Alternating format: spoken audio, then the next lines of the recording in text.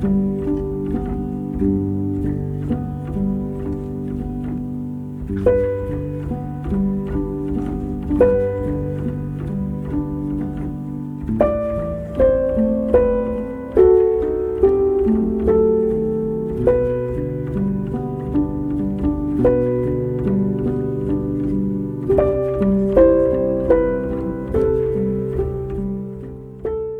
Sai Ram.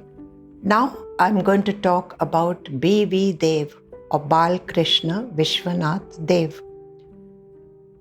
This incredible devotee was born in Shake 1866. His mother's name was Lakshmi Bai and his father's name was Vishwanath Sadashiv Dev. He was born in Paud, a place near Pune, and he was the second son. The first son was named Babu Rao. However, when the child was just 9 months old, the father had a dream. At that time, he was not in Paud, but he had gone to Pune on some official work.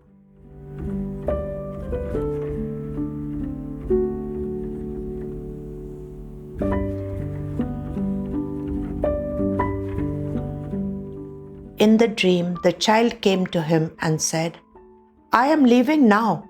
I have to go urgently as my Sarkar has called me. However, I do not want you to grieve about my loss because a year from now you will have another son who will be very capable and will give you intense happiness and will stay with you for a very long time." And there the dream ended. Vishwanath came back to Paud and there he found that his child had just died.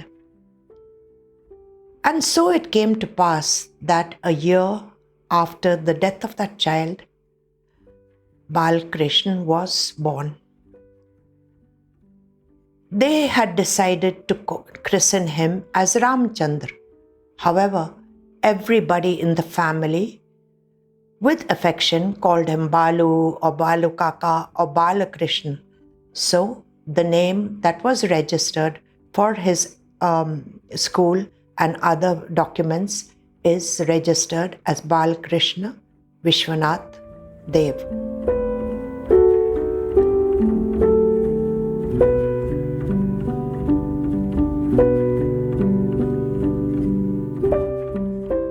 His parents were from the Konkan and then they migrated to Kalyan and after that they came to Paud. They stayed there because they had some property in the village close by called Mandida and the family was there to look after the property. They've completed his primary education in Paud. Then he wanted to graduate. So he went to Pune. As the financial condition of the family was not very good, he stayed with his sister Mathura Tai and she looked after him very graciously like a mother and she saw to it that he was educated. Then he wanted to do a college education. However, there was no way that his family could support him. Also, his parents wanted him to come back and look after the property that was theirs. But Dev went to Indore and somehow he succeeded in educating himself.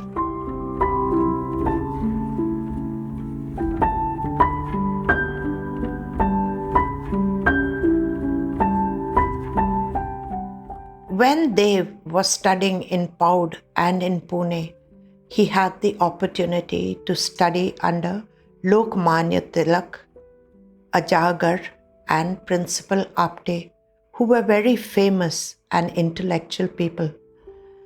He was a very bright student and did very well for himself.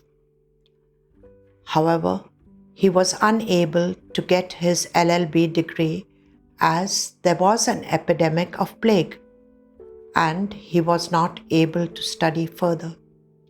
At that very time, there was a relief operation that was going on for the famine that was affecting those areas. And he was made in charge of the famine relief work at Mulsi, which is a place close to Pune.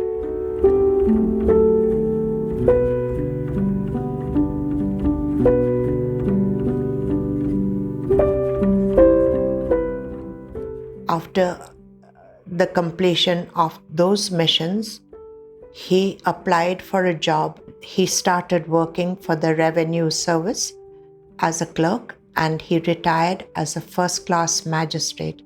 He retired in 1929, and after that he spent 35 years in the service of Lord Sri Sai Baba.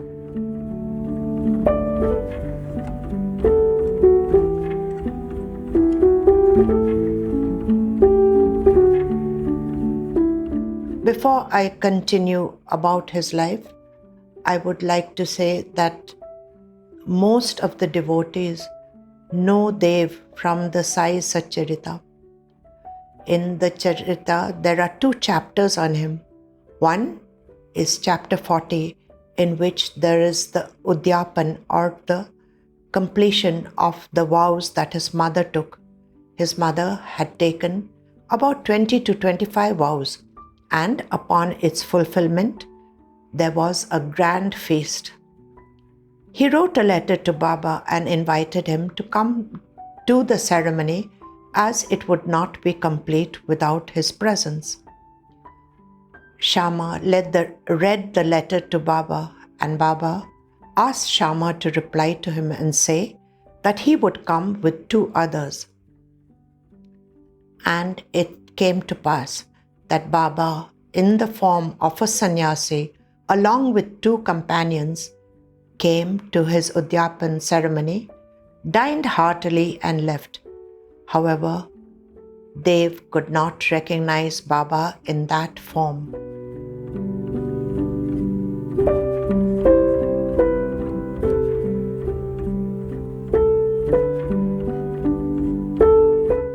The next chapter that is described in the Charitra is about his difficulty in reading and grasping the meaning of the Jnaneshwari. He is very eager to read it, as everybody in Shirdi would sit down in the morning and read a chapter or so. However, whenever he picked up the Jnaneshwari, some thoughts cropped up in his mind that were not very pleasant, and hence he could not succeed in doing even a single Parayan. So he wishes to ask Balaram Mankar about how he received Baba's grace. However, Baba calls him, and then the story of the Chindi Chor, or stealing of the rags, takes place. Baba gets very angry with him and says in the end to him, "Why do you go and ask other people and get second-hand and third-hand and fifth-hand information? Why don't you come to me? I am sitting here waiting to give you this beautiful embroidered shawl, and yet you want to go and get rags from other people?" These are the 2 chapters in which most devotees know about Dev.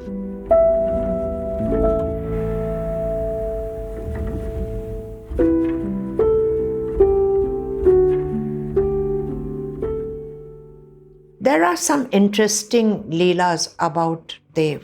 It was Das Ganu Maharaj who was responsible for bringing Dev to Baba's feet. Once he heard the kirtan of Das Ganu Maharaj, in which he spoke about the wonderful omnipresence and divinity of Sai Baba, and he was eager to go. Also, while at work, he had heard about how Chandorkar was summoned by Baba to go to Shirdi, and he had also heard from Chandorkar extraordinary deeds and leelas that Baba performed for his devotees. One day, Dev had a very vivid dream. in that dream, he was walking along a road which was rather huge. It was about 20 feet. However, it was in a village. He was holding the hand of his daughter Rangutai and he was walking along. Then he noticed two gentlemen walking towards him. One was a tall gentleman who had worn a white dhoti and a white angarakha, and he had a red feta. The other gentleman who was with him had on a white khadar dhoti and a kurta, but he had a cloth tied around his head. The gentleman, who he later found out was Chandorkar, stopped him and said, "Are Bhau, do you know who this is?" So Dev said, "No." Then he said, "This is Lord Dattatreya himself. So why are you not prostrating before him?" Immediately he and his daughter prostrated at Baba's feet. Then the gentleman said, "Are you going to give him dakshina?" So Dev took out a coin and gave it to his daughter and asked him to give it to Sai Baba or Lord Dattatreya. Then he took another coin and was about to give the dakshina when Chandorkar said, "You have already given dakshina, so why are you giving dakshina again?" Then Dev told him, "That dakshina was from my daughter and this dakshina is from me." In the dream, he walked along with these two gentlemen. However, he came to a huge stone building which looked like a vada, and there the two gentlemen disappeared. And he entered the vada, and there his dream ended. When he walked into the sanctum sanctorum, he recognized Chandorkar as the gentleman that he had seen in his dream. And then he prostrated before Sai Baba, who was Lord Datta himself. It is said that Baba taught him yoga in his dreams. Baba also advised him how to do Nam Jap, and Chandorkar showed him how to do Nam Jap in the wakeful state.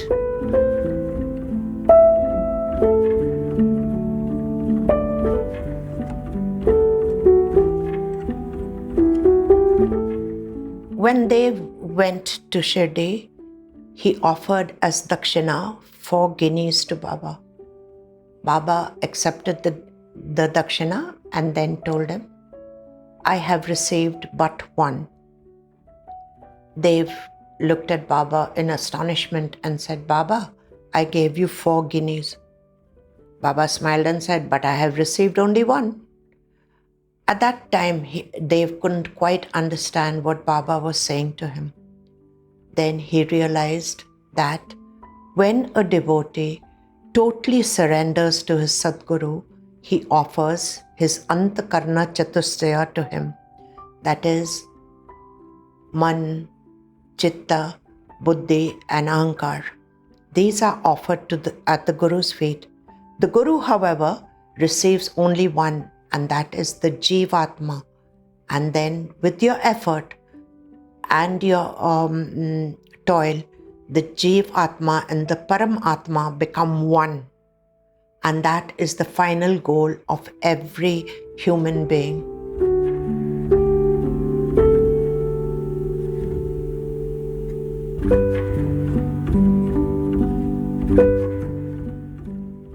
The other thing that Baba did for Dev was he appeared in his dream and said, "Are, Bala, I am looking at your khata." That is, Baba told him that, "My dear son, I am looking at your books. And in the books, I find that the 17 comes before the 16th. Does 16 come before 17 or 17 come before 16? So they've told him, "Baba, 16 comes first, and then after that it is followed by the number 17. So he says, "Why is this in your books?" And then after a little while, they've realized that Baba had a very special way of applying Udi. When he applied Udi to the devotees, he would take a pinch of Udi between his forefinger and thumb, and he would press the Bhrukuti, which is this area right between the two eyebrows, and then he would lift his hand like this while he kept the rest of the forefingers on the head. By doing this, he would open the Ajnana Chakra, and then with that he would give the person a spiritual push so that they could develop the 17 colors. And however, to do this, one has to do spiritual practices earnestly, and a great deal of them.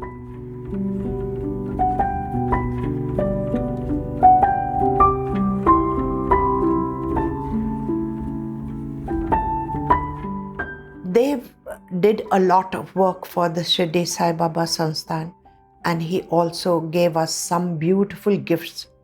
The gift is, he wrote the Aarti Ruso Mama Priya. 2. He did the 53rd chapter or the Avantarnika of the Sai Satcharita, which Dabholkar had done.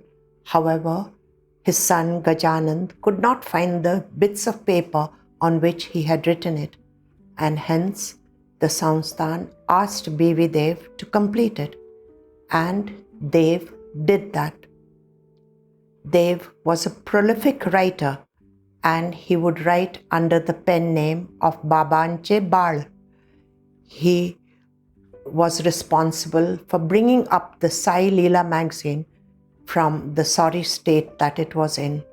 In fact, they had not published the Sai Leela magazine for a year. This, however, was due to the financial difficulties, and they could not publish it. So the All India Sai Samaj published the Sai Leela magazine for them. Dev wrote many articles, and he also urged the other devotees who had met Sai Baba to write in the Sai Leela magazine, and thus the Sai Leela magazine became one of the most read and famous magazines of that time. The other thing that Dev did was he took immense pain, and he went about trying to find out the meaning of what Baba said. For example, Baba said that the Masjid Mai is Dwaravati, or it is Dwarka. So he went around and did a lot of research, and indeed one can prove that the Samudra Manthan happened right here or in the neighborhood.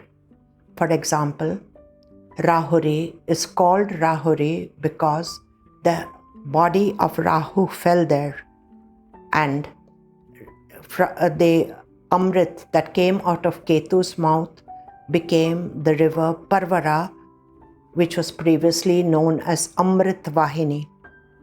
So he proved that.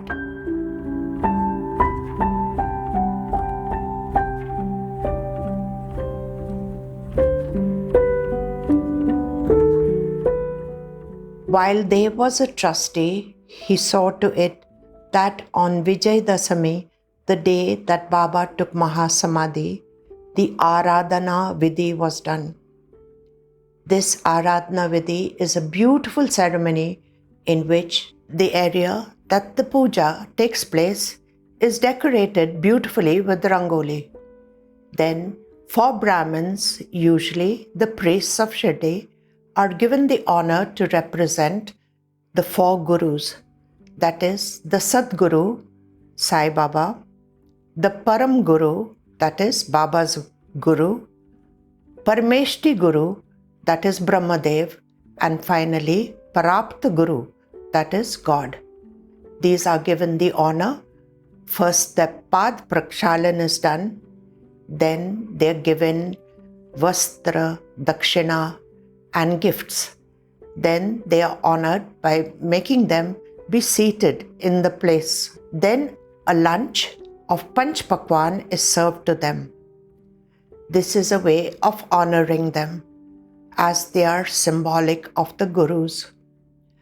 Then this is followed by again doing worship of them by the recitation of the Purusha Stotra and various mantras. The second part of the ceremony is where there is a bath in the holy Ganga. This is accomplished by keeping kalashas on a bed of wheat on a chaurang. The Brahmins are then asked to pick up the kalash and hold it on the head. Then they dance a little so that the water falls on them. This is symbolic of them having a bath in the Ganga. Prior to them picking up the kalash and dancing, puja vidhi is done so that the avahan of Ma Ganga is invocated.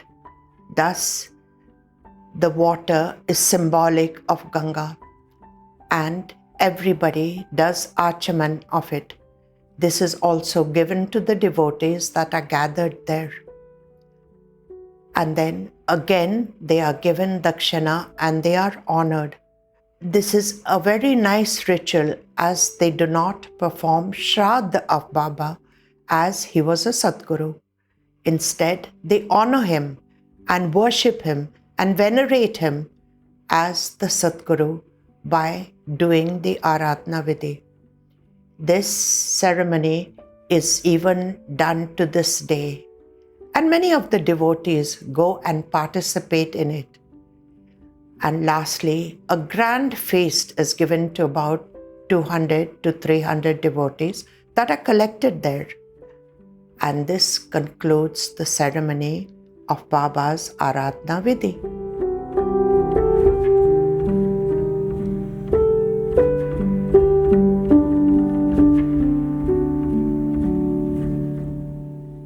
The other thing that he did was he helped Moreshwar Pradhan to write the book, A Glimpse of Indian Spirituality. This was a book written when Baba Jan took Mahasamadhi and the Times of India had spoken about her divinity and her greatness. However, they also spoke of Sai Baba, but it was not in a very glowing way. So the devotees were disappointed with what they had written, and hence they wrote this book. It is a small little book and it is available in the Sansthan.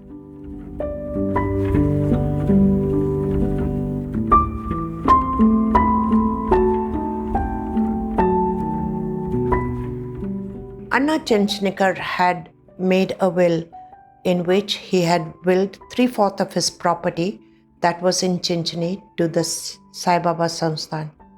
However, the land was in debts. And it would have been a problem for the Sansthan to accept it, as they would be in legal battles all the time.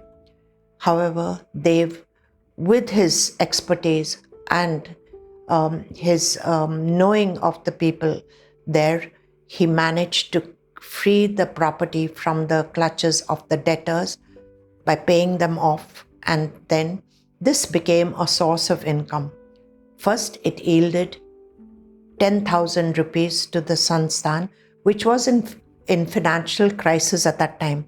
And then after that, they got about 800 rupees a month. This was a great thing that he did.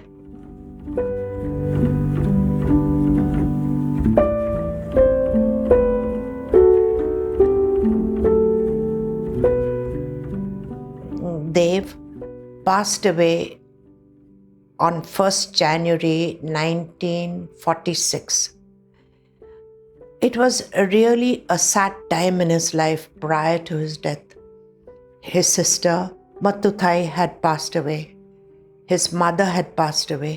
One of his sons had passed away, and his brother had passed away.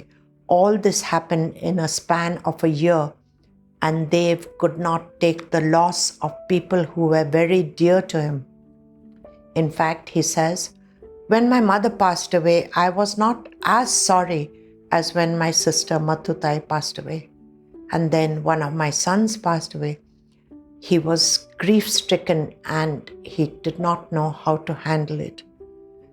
This was followed by bouts of diarrhea, and he wasted away and he passed away on 1st January 1946.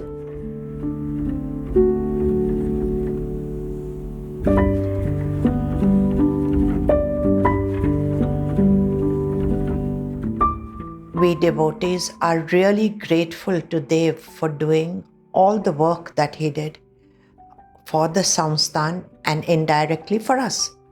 Every day we sing the Aarti Russo Mama Priya in the evening, and it's sung all over the world because it is such a beautiful Aarti. Also, because of his efforts, the Satcharita is a complete book like the Jnaneshwari with all the chapters in place. The other things is how he helped the Samsthan, and he gave us the Aradhana Vidhi, which we can go and see even in this present day.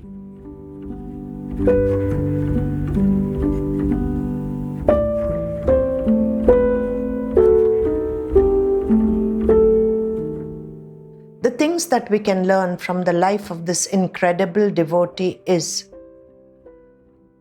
each devotee, in whatever capacity they can, should do whatever seva they can for their Sadguru, whether it be writing his Leelas and showing his greatness, or helping the Samsthan in any which way that they can, or helping the temples in doing service for Baba, that is, doing service for the poor or needy, or helping in the Annadan.